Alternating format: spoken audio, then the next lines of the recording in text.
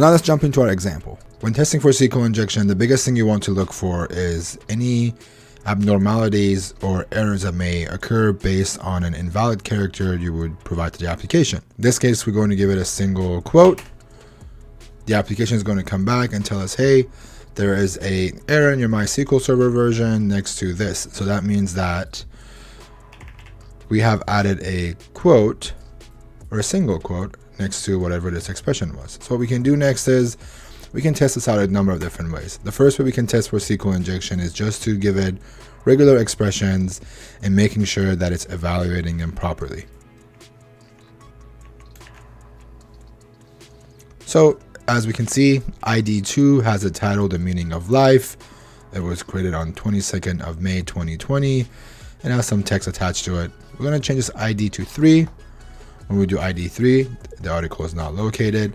If we do ID1, the article name becomes How to Get Started in Hacking, and the article was created on the 13th of May in the year 2020. So now what happens if we tell it to fetch an ID, but instead of giving it a direct ID number, what if we give it a math equation? So if we wanted to have it fetch ID number 1, why don't we give it a math equation that says, hey, fetch ID number 1, but I want you to do it in math. 2 minus 1, which is equals to 1. I want you to fetch that. So again, if we do 2 minus 1, that math expression equals to 1, which is the same as ID1. So we get the same content for the both of these.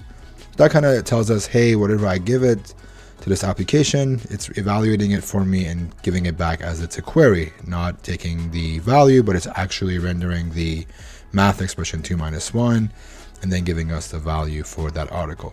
And of course, we already knew based on the MySQL error that there is maybe a SQL injection present here. So next thing we want to do is we want to enumerate for the number of columns that are available within this table. So the first thing we're going to do is we're going to go back here. We just want to get a select statement in there. As long as we keep getting this error, it means that our query isn't being evaluated properly. So we're going to play with it a little bit. Maybe we need to do a double quote. Maybe we need a single quote, but we need to do a comment. Maybe we don't need anything at all. We already know there's a SQL injection here, right? So we may not actually need this single quote in there. Okay, that doesn't work. Let's remove our comments. We're still getting some issues. What if we try a union select? So we do a union select with our comma. We're still getting an error. What if we ignore everything else? Still getting an error. Okay, we're going to remove this. And now as you can see, the application is coming back and it's telling us, hey, the select statement that you've given me has a number of different columns as what I expect. So this is, as we talked about in our slides, we want to make sure we give it the right number. So we're going to give it number 2, we're going to go 3, we're going to give it 4. And now since we've given it the right number of columns, the application is not giving us any errors, and it's coming back and giving us the value for ID2, whatever data is in there, and serving it to us, but it's still having trouble showing us data based on our select statement. The reason why it's happening in this case, again, you have to really spend a lot of time understanding SQL injections. It all depends on the application, how it's written. But what you want to do is you want to find a way of serving invalid data. So what I mean by that is you want to give it an ID that doesn't exist. Most people like to do negative values because developers don't use negative values when it comes down to giving an ID number or a numeric ID number to an article or an item within the database. So as soon as we do this, and we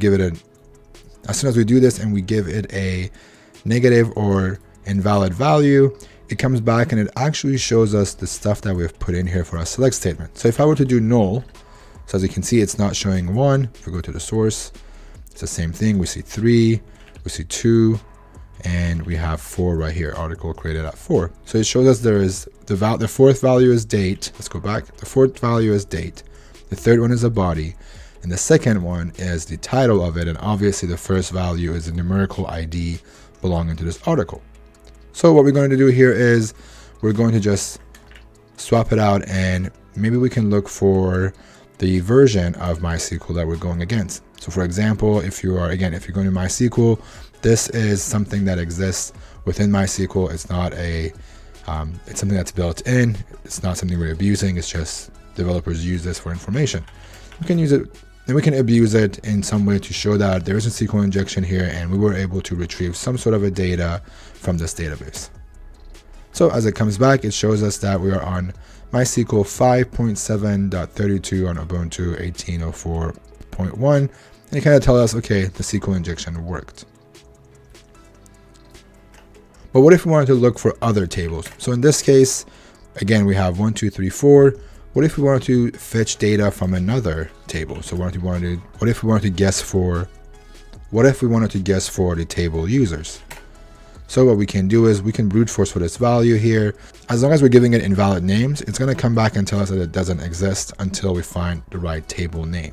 So in this case, users does not exist. What if we do articles?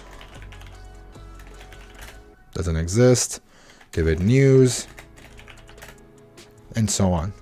You can also go as far as guessing the names for each column. So again, right now what we were doing was we're looking for different tables where different columns are stored. But what if right now I want to look for the name of the columns within the current table that we're fetching data from? So again, we do 1, 2, 3, 4. Now we're going to replace this for whatever column name that we're brute forcing for. So we can manually type in anything that we think it's relatable. So if I want to look for article name, we'll put that in there. It says, hey, this column does not exist. Versus you can put in, let's go back.